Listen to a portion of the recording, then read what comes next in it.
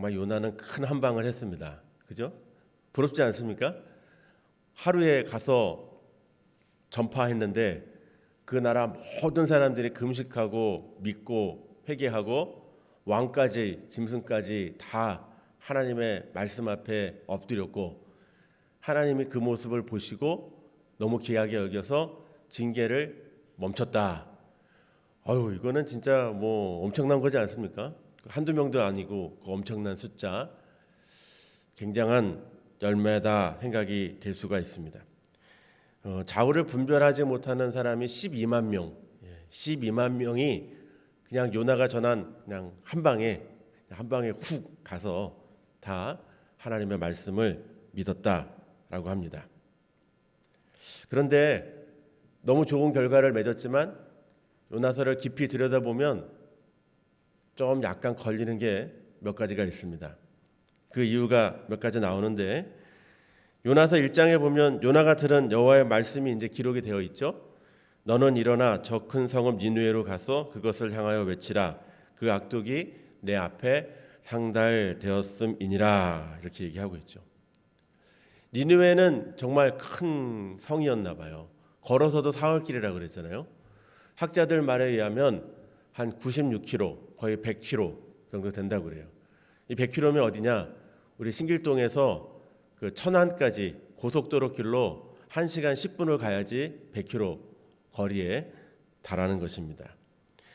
고대 학자들에 의하면 여기 한 18만 명 정도가 살았다라고 얘기합니다. 그러니까 우리 그 한양도성 보면은 성이 뭐 남대문도 있고 동대문도 있고 뭐 이렇게 있는 것처럼 그런 문이 12문인가 이렇게 있었다라고 얘기를 하고 있습니다.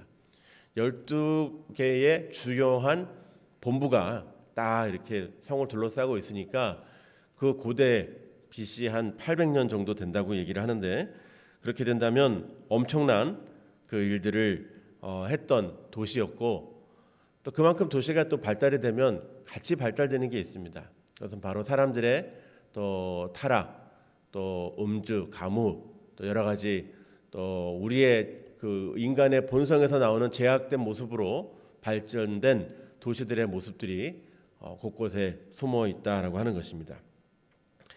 그래서 그 도시 얘기할 때 좋은 도시다라고 얘기하지만 사람들이 한편으로는 악명 높은 도시다 이렇게 니느웨에 대해서 얘기를 했었습니다. 그리고 이 니느웨는 그 이스라엘하고 대치를 했던 그 아수르의 수도입니다. 우리가 옛날에 일제 시대 때 또 학대를 받았다 그러면 이제 동경이 일본의 수도인 것처럼 이 니느웨는 아수르의 그 수도였기 때문에 이스라엘 사람들은 이 아수르 니느웨에 대해서 감정이 좋을 수가 없었습니다. 그러니까 솔직히 말하면 요나는 하나님이 이 성을 그냥 확 쓸어서 멸망시켜서 없애주기를 바라셨던 거예요. 요나의 원래 마음은. 그런데 이 하나님이 이곳에 또 하나님의 말씀을 전해서 이들이 회개하고 돌이켜서 구원을 받게 된다. 뭐 이런 느낌을 받으니까 요나가 영 가기 싫었던 겁니다. 좀 하나님의 말씀을 귀한 말씀을 선포하실 때 좀 받을 만한 곳, 또 준비가 된 곳, 또 그런 곳이면 좋은데 정말 미워할 곳, 죄 많고 징계받고 버려져야 될 곳에 하나님의 말씀이 선포되어진다. 이것이 또 요즘 우리가 갖게 되는 또 요나도 그 당시에 갖게 됐던 아이러니한 생각이었다라는 생각을 하게 됩니다. 많은 선교사들이 나가는 곳들이 어려운 지역을 많이 나가게 됩니다. 척박하고 열악하고 또 남의 나라라 불편합니다. 저는 후진국만 불편한 줄 알았어요. 그런데 선진국의 얘기도 들어보면 또 뭐 프랑스 선교사 얘기, 스위스 선교사 얘기 다 불편합니다. 또 남의 나라 사는 건 미국이라고 편한 줄 알았더니 미국도 얘기 들어보니까 불편한 게 많아요. 항상 불안하고 언제 어떻게 바뀔지 모르고 그 임시적으로 사는 것 같은 나그네 같은 삶들이 있다라고 하는 것입니다. 저는 이제 인도로 선교사로 나갈 때 다들 말렸습니다. 거기가 더럽고 거기가 약속 안 지키기로 유명한 나라고 그 다음에 여러 가지 상황 속에서 많은 힌두교 신들 그 향례가 진동하고 또 이슬람들이 있어서 좀 위험하기도 하고 또 길거리에 보면은 개, 돼지, 소, 뭐 닭, 뭐 그냥 동물원 같은 느낌이 많이 있었고 낮에는 댕기 모기, 저녁에는 말라리아 그리고 항상 테러의 위협이 있어서 항상 사람들이 은행이나 주요 기관에 총을 들고 지키고 있고 그 총기를 많이 갖고 있기 때문에 항상 사고가 나서 또 길에 운전하고 갈 때도 일단 쓰면 안 돼요. 쓰면은 그때 죽는 거예요. 그냥 쓰면 누가 날 세운다 그러면 그냥 잽싸게 도망가야 되는 그런 또 현장이 있는 곳에 살았는데 여기를 한참 공부할 뭐 초등학교 이제 마치고 중학교 갈 한참 공부할 애들을 데리고 간다고 했을 때 주변에서도 선뜻 내키지 않는 곳이니 가지 말라라고 하는 이야기를 참 많이 들었었습니다. 요나도 어쨌든 하나님이 보내시는 곳인데 이 니느웨라고 하는 지역 선뜻 내키지 않았습니다. 그래서 소극적으로 대했죠. 그래서 도망갔어요. 그래서 우리가 잘 아는 대로 하나님이 보내신 그 하나님의 음성을 듣고도 안 들은 척하고 다른 데로 갔고 그로 인해서 하나님의 큰 어떤 일들을 경험하게 됩니다. 이러면 안 되죠. 선지자가 이러면 안 되죠. 예. 그런데 선교사들도 사실은 복음 들고 가을이다 뭐 이렇게 찬송 부르고 선교지 가지만 선교사님들이 생각하는 부분하고 다른 모습들이 많이 있습니다. 여러분이 생각할 때 선교사들은 항상 참고 인내하고 뭐 선교사들은 막 지나가는 벌레도 다 잡아먹고 그거 넣어갖고 뭐 있는 그 음식도 뭐 다 먹을 줄 알고 뭐 아무데서나 누우면 잠을 잘 자고 선교사들은 언어도 막 2개, 3개씩 막 한다고 생각하시고 여러분이 보시지만 그 어떤 어려움이 와도 선교사들은 다 이겨낸다고 생각하시지만 제가 본 선교사들은 외롭고 또 어떨 때는 현지 언어를 극복하지 못해서 좌절감도 많이 느끼고 현지 음식도 먹고 맨날 배탈 나고 설사하고 또 저희도 옛날에 그 소똥 이렇게 만지는 손으로 밀가루 반죽을 해가지고 뭐 음식을 줍고 그걸 먹고 탈나고 눈에 막 그 눈물이 계속 흐르는 뭐 그런 또 일들 또 20, 30시간을 차 타고 가야 되는데 비포장 도로라 허리가 다 나가서 선교사님들이 그것 때문에 맨날 아파서 누워 있고 제대로 사역도 못하는 것 같고 또 맨날 비자 거부 당하고 추방당하고 쫓겨나고 그런 일들이 주변에 많이 있었습니다. 그때 그들이 강인하게 나는 다 이겨낸다라고 하는 것보다는 많은 이들의 눈물들이 없지 않아 있었습니다. 제가 만난 선교사님 한 분은 이 비즈니스를 해야 돼요. 그 나라에서 인도에서는 선교사라고 하는 신분을 인정해주지 않기 때문에 신분을 감추고 이제 뭐 제과점을 한다든지 커피숍을 한다든지 이렇게 위장을 하고 이제 사역을 하시는 분이 계셨어요. 그런데 이게 남의 나라에서 그걸 하려니 얼마나 힘들고 어렵습니까? 주변의 사람들 상권에서도 계속 비아냥거리고 또 정부의 어떤 세금 걷는 사람들한테 계속 뭔가 세금 요청받고 또 어떨 때 뇌물도 요청받고 사사건건 티집 잡고 그런 일들이 너무 많은 거예요. 매출도 잘 안 오르고 이 집 빵은 이상하다 주변 사람들이 다 소문내갖고 장사도 잘 못하고 안 되고 사역도 계속 자꾸 이 일 때문에 못하니까 선교사님이 한계가 온 거예요. 근데 이제 인도는 그 아침 새벽마다 5시마다 올라가서 이제 물을 틀어야 돼요. 그래서 물을 받아놔야지만 하루를 쓸 수가 있어요. 큰 탱크가 있거든요. 근데 이 물 탱크를 잘 관리를 해야 되는데 가끔 이제 좀 어려운 일이 있어요. 근데 이제 선교사님이 제일 힘들었을 때 뭐냐면 이 원숭이들이 더우니까 걔들도 덥잖아요. 50도인데. 그러니까 이게 탱크 뚜껑을 열고 거기서 그냥 목욕탕처럼 목욕을 샥 하는 그렇게. 근데 그 안에 찌꺼기 보니까 이 원숭이들이 거기 뭐 목욕 깨끗하게 했겠어요. 원숭이들이 거기다 그냥 똥도 싸놓고 오줌도 싸놓고 막 그러니까 그 엄청난 물을 또 다 퍼다가 버려야 되잖아요. 그리고 또 그 탱크가 사람 키 높이 이상 되는데 더운데 거기 들어가서 그걸 다 닦고 헹구고 그거 하는데 이 선교사님이 좌절이 온 거예요. 내가 왜 여기까지 와서 이 일을 하려고 이렇게 고생하고 더운데 내가 우리 애들 뭔 죄가 있어갖고 애들 데리고 와서 이 일을 하냐 그러면서 눈물을 글썽이면서 얘기하는 이야기를 들은 적이 있었습니다. 여러분들이 많은 분들이 그래도 선교사 이겨내야지라고 얘기하겠지만 또 제가 같이 들었을 때는 참 마음이 아프고 힘들었었습니다. 선교사가 되려면 우리 통합 측, 우리 교단에서는 50세 전에 총회에다가 선교사 파송을 받고 싶습니다라고 신청을 해야 돼요. 그런데 거기에 이제 기본 서류들이 다 있어요. 기본 서류들이 다 있고 또 힘든 거는 후원 교회들을 다 연결을 해가지고 갖다가 이제 제출을 해야 돼요. 선교사가 되면 후원 교회가 연결되는 게 아니고 후원 교회를 다 모아서 또 생활비 모금을 이렇게 이런 사람들이 다 도와준다고 약속을 한 서류를 들고 가서 신청을 해야 돼요. 그리고 영어 시험 점수를 내야 돼요. 영어 시험이 점수가 꽤 높이 책정돼 있습니다. 그래서 이걸 통과한다라고 하는 기준의 서류를 내야 됩니다. 그리고 저희 교단은 부부가 훈련을 받게 되어 있습니다. 남자만 또 목사고 여자만 목사고 배우자는 안 받아도 되는 게 아니라 배우자들도 똑같이 훈련을 받아야 됩니다. 그래서 16주의 주간에 또 훈련을 받고 또 한 달 동안에 완전 합숙 훈련을 또 받게 됩니다. 그리고 선교지에 가면 2년 정도를 인턴 선교사라고 얘기를 하는데 이때 또 언어 시험을 현지 나라 국가의 언어를 잘 공부해서 합격이 되어야지만 정규 선교사가 되어집니다.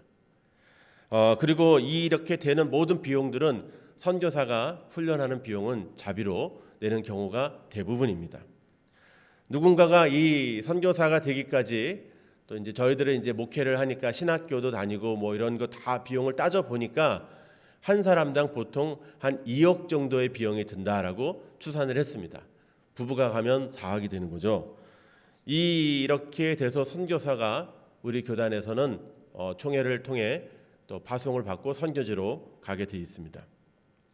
선교지로 가게 되면은 또 여러분 이제 뭐 다 누가 나 컨트롤하지 않겠다 생각이 드는데 그렇지 않습니다. 선교사의 복무 규정과 운영 규정이 있는데 여러분 15페이지, 20페이지 되는 선교사의 복무 규정을 보시면 이거는 선교를 하라는 건지 선교를 하지 말라는 건지 갈등이 될 정도로 규정이 굉장히 까다롭고 엄합니다. 정기적인 보고서를 내야 되고 또 어떤 재정 보고서도 내야 되고 그다음에 어떤 틀이 맞춰져서 또 회의도 다 참석을 해야 되고 그다음에 업무와 여러 가지 품위를 유지하는 여러 가지 항목들, 선교사는 이걸 하면 안 된다, 선교사는 이걸 하면 안 된다, 이걸 하면 사임이다, 이걸 하면은 직무 해지다, 이런 게 굉장히 많이 적혀 있습니다. 이런 가정을 지키고 선교사가 되는 분들이 많이 있는데 이제 어떤 분들이 이제 간혹가다 이런 얘기하는 걸 들으면 조금 마음이 안타깝습니다. 뭘 이렇게 시도하고 도전했는데 안 되면 이거는 뭐 그냥 내가 일이 잘 안 되고 안 풀리니까 선교제나 가야 되겠다. 뭐 이렇게 얘기하시는 분들이 있습니다. 또 저는 목사니까 목회 동료들이 많이 있습니다. 목회가 잘 안 되고 힘든데 그런 분들이 가끔 이런 얘기합니다. 다 때려치고 그냥 선교사나 가야 되겠다. 또 연세 많으신 분들이 하는 얘기도 들었습니다. 그냥 나 은퇴하고 그냥 선교지 가서 애들이나 좀 가르쳐야 되겠다고. 이렇게 쉽게 얘기하시는 분들을 들으면 한편으로는 선교를 동참하겠다라는 마음이 있어서 감사하지만 한편으로는 선교에 대해서 정말 너무 모르고 쉽게 생각하고 편안하게 생각한다라는 생각을 가지게 됩니다. 요나 선지자는 선지자로서의 품격을 떨어뜨렸습니다. 그 내용이 이제 1장에 나오는데 요나가 하나님의 음성을 듣고 다시스로 가게 됐는데 품격을 떨어뜨리는 장면이 뭐냐면 요나서 1장 4절에 큰 풍랑이 일어나잖아요. 큰 풍랑이 일어나갖고 사람들이 난리가 난 거예요. 그런데 여러분 아다시피 이 풍랑은 요나 때문에 생긴 거잖아요. 요나가 하나님의 말씀을 거역했기 때문에 일어난 일이었는데 정작 당사자는 밑에서 자고 있었어요. 그 배의 선장들이 또 선장과 선원들이 그 짐을 다 바다에 던졌다라고 얘기를 하고 있어요. 여러분 배의 선원들과 그 배의 선원들은 주로 하는 일이 짐을 날리는 거예요. 바다와 바다를 이어서 나라와 나라를 이어서 멀리 짐을 갖다 주는 거예요. 이 짐이 생계고 수단인데 이 짐을 바다에 던졌다라고 하는 것은 엄청나게 많은 위기감이 있어서 죽기 전에 마지막 하는 행동으로 볼 수가 있습니다. 그런데 우리 요나서 1장을 보면 요나 뭐 하고 있었냐면 바닥에 가서 잠을 자고 있었다라고 얘기를 해요. 선장이 와갖고 요나를 부르죠. 어찌된 일이냐? 어찌된 일이냐? 지금 다 밖에서 각자의 신을 부르면서 짐을 다 버리고 지금 난리가 났는데 너는 왜 너네 신도 부르지 않고 오히려 선장이 오죽 답답했으면 요나서 1장 6절에 일어나서 내 하나님께 구하라. 혹시 하나님이 우리를 망하지 아니하게 하실까? 너도 좀 같이 구하라 이렇게 얘기를 할 정도로 요나에게 질책을 하고 있습니다. 도대체 뭐 하고 있냐 이 소리죠. 선지자로서 정말 품격을 떨어뜨리는 행동을 했었습니다. 사명자가 맞는지 또 선지자가 맞는지 또 우리 가운데 또 이런 삶의 경험들이 있다면 우리에게도 똑같은 이야기를 할 수 있는 우리 이웃들 외부인들이 우리 주변에 있다는 겁니다. 자격이 없죠. 품위를 완전히 무너뜨렸습니다. 그런데 저는 참 감사한 게 요나서를 보면 하나님이 자격 없는 요나를 다시 일으켜 세워서 일하게 하시는 모습을 보게 됩니다. 요나서 1장 17절에 여호와께서 큰 물고기를 준비하셨다. 요나를 삼키고 3일 낮을 밤낮을 물고기 뱃속에 있게 하셨다라고 얘기를 하고 있습니다. 요나에게는 어쩌면 굉장히 치명적이고 추측하기 어렵고 예측하기 어려운 큰 사고였습니다. 왜냐하면 하나님의 말씀을 전하는 선지자인데 선지자가 풍랑을 만나서 그 사고에서 던져져서 또 물고기 뱃속에서 이렇게 있으니 그것이 다가온 자신에게 해석될 때는 얼마나 이게 참 비참하고 예측하기 어려운 상황이었겠습니까?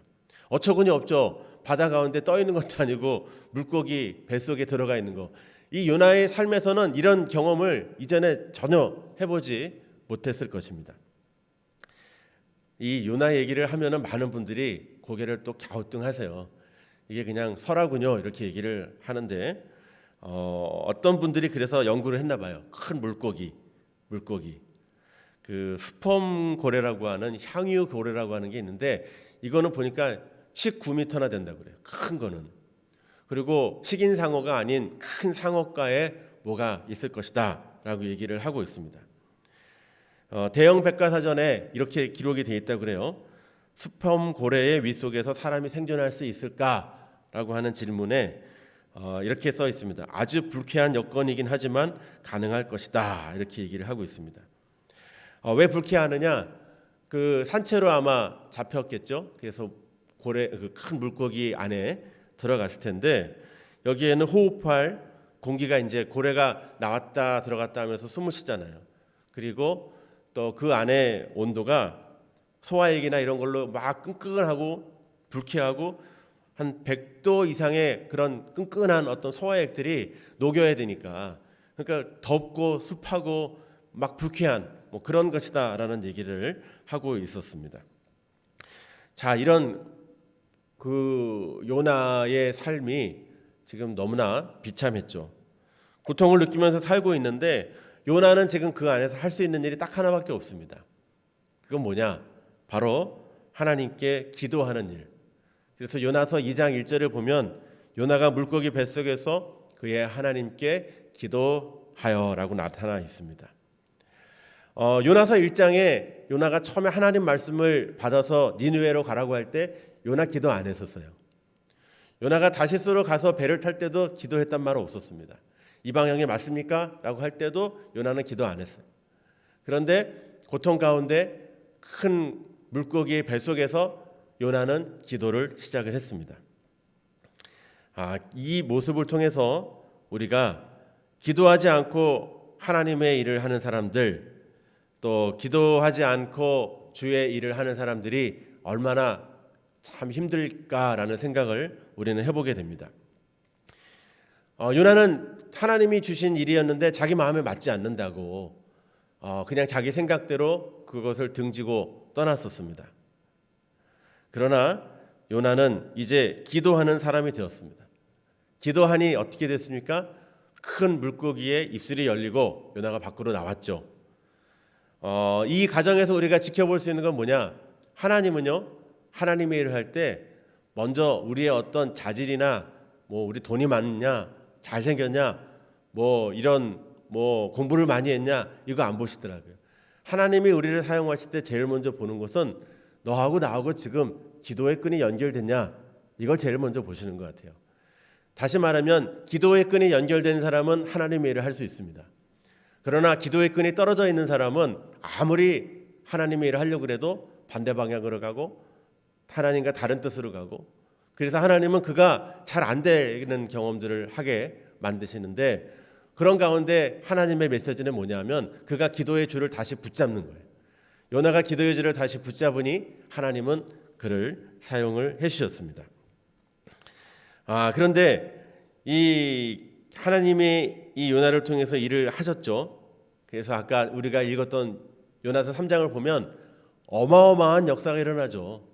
한 방에 가서 전했는데, 그냥 하루에 전했는데 그 일들이 다 응답으로 이루어져서 요나가 여러 가지로 좀 당황했어요. 요나가 되게 당황했어요. 사기꾼처럼 돼버린 거예요. 하나님이 너희에게 말씀하는데 회개하지 않으면 너희 다 죽는다 그랬는데, 사람들이 회개 안 하고 다 죽어야지 요나가 좀 이렇게 좀 자기 체면 드실 텐데, 사람들이 그 말 듣고 다 기도하고 금식하고 그러니까 요나가 좀 당황했어요. 때로는 우리가 기도하고 하나님의 뜻 안에서 사역을 할 때도 이런 경우가 많이 있는 것 같아요. 내가 생각했던 그림은 이거였는데 그 그림대로 되지 않고 다른 그림이 나와서 당황할 때가 있는 거죠.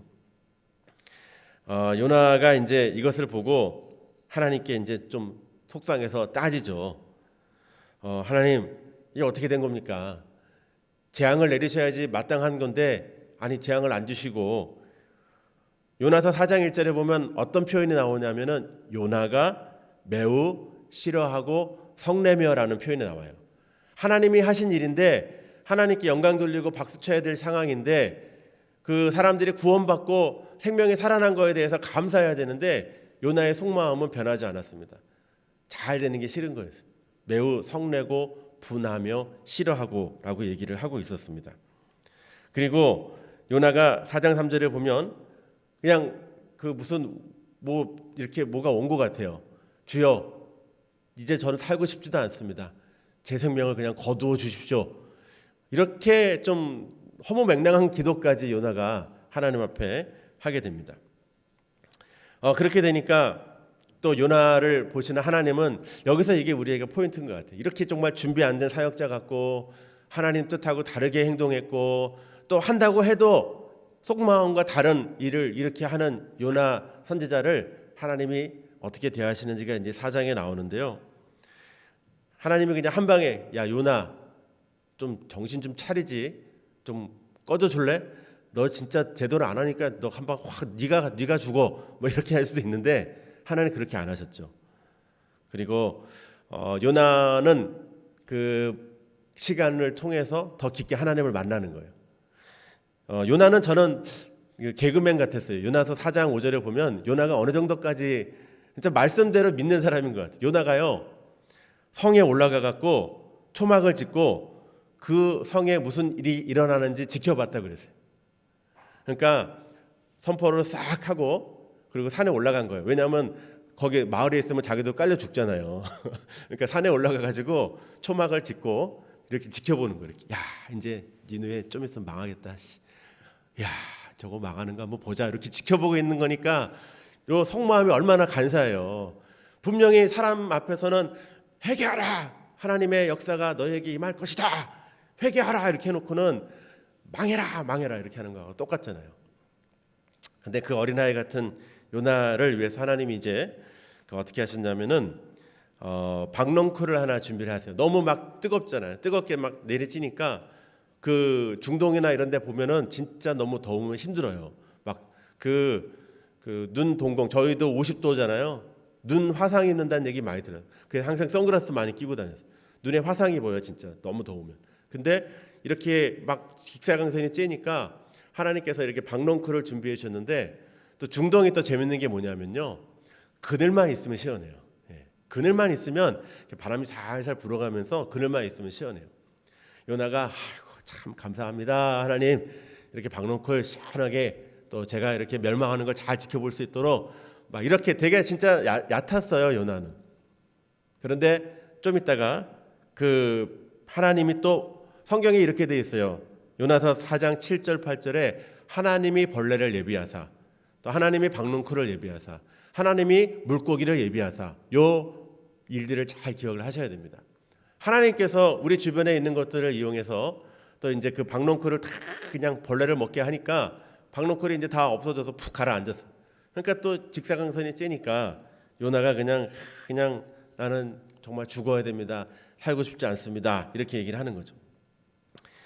우리가 이 모습을 보면서 하나님이 이 정말 이 아침에 바뀌었다 저녁에 바뀌고 어제 생각했다 오늘 바뀌고 사역자답지 않고 하나님이 말씀을 전하는 사람으로 세웠지만 그냥 그렇게 정말 제대로 못했던 요나임에도 불구하고 요나를 위해서 물고기 또 박농콜 또 벌레 또 큰 돌풍 여러 가지 사건을 다 이용해서 결국 그 12만 명보다 더 귀중한 것은 요나 한 사람을 하나님이 어떻게 살리시고 사명을 완수하게 하시는지를 보여주시는 게 요나서의 핵심이거든요. 그러니까 저와 여러분이 이 요나서를 볼 때 가져야 되는 중요한 자세는 뭐냐? 우리 사실 품이 떨어지죠. 우리가 이제는 선교다라고 얘기하겠지만 선교를 얼마큼 하겠습니까?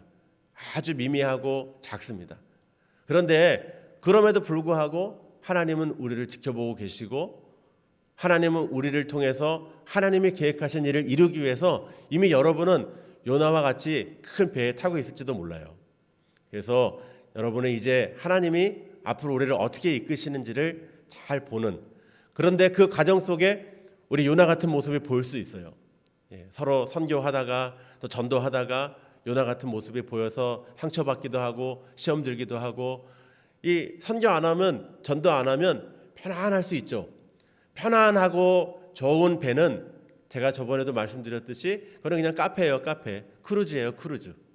그러나 우리는 힘들고 어려운 지역에 생명을 구원하러 죽어가는 사람을 건지기 위해서 가는 생명선이기 때문에 우리는 우리의 역할을 위해서 가야 된다 하는 것이죠.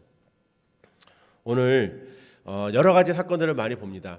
정말 그 12만 명이라고 하는 그 사람들을 포기하지 않기 위해서 하나님이 구원의 역사를 요나를 통해서 선포하셨고, 또 요나라고 하는 정말 선지자 선지자 맞습니까? 라고 할 정도의 그런 품행과 성품을 가졌음에도 불구하고 그를 끝까지 사용하셔서 하나님의 사역들을 이루시는 모습을 보면서 오늘 우리는 우리 주변에 또 우리 바깥에 내가 요나일 수 있어요.